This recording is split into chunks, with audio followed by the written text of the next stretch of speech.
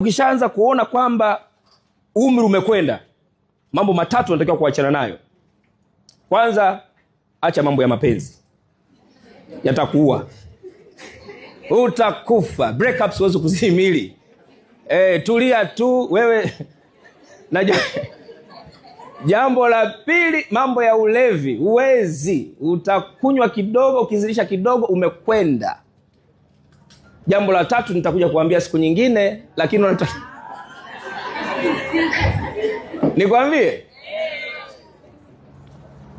hasira.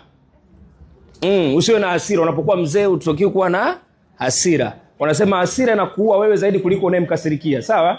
Kwa hiyo mtu amesamaha, lakini uwe mtu wa ibada. Ongeza ibada, na kama ni kanisani unakaa mbele kabisa. Sikae nyuma, maana hata uwezo wako wa kusikia umekwisha, sio? Kaa mbele ujue mchungaji anahubiri nini. Kama ni msikitini, tafuta mahali pazuri pa kuswali, ili usije ukashangaa wenzako wanaelekea Kibra au umeelekea Magharibi. Jitahidi. Halo? Kwa hiyo ni vizuri sana ukajifunza, jifunze, tafuta mtu akufundishe. Kama hujui mambo ya kuwekeza, tafuta mtu akusaidie kuwekeza. Kama hujui mambo ya kuandika proposal, mtafute mtu. Wapo watu wanajua hivyo vitu. Kwa hiyo you don't need to kuwa na sababu yoyote ya kutokujifunza. Hilo ni jambo la ngapi? La tatu. Resilience and adaptability. Ulimwengu unabadilika, lazima ujifunze kubadilika nao. Lakini pia kwenye resilient ni uvumilivu. Lazima ujifunze kuvumilia.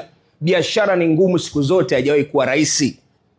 Jifunze kuvumilia. Biashara nyingi zinaanguka baada ya miaka 5 kwa sababu zinakosa uvumilivu wakati mwingine. Sasa muda utoshi, lakini ningekupa takwimu juu ya makampuni makubwa ambayo yalikuwa yanatengeneza hasara tu, mpaka juzi ndio wameanza kutengeneza faida. Inawezekana ukaanzisha biashara mwaka wa kwanza ukapata hasara, mwaka wa pili, mwaka wa tatu. Jifunze kuvumilia. Jifunze kuhandle kero za wateja. Kuna wateja ambao ni very complicated. Mteja hariziki. Unavumilia vipi?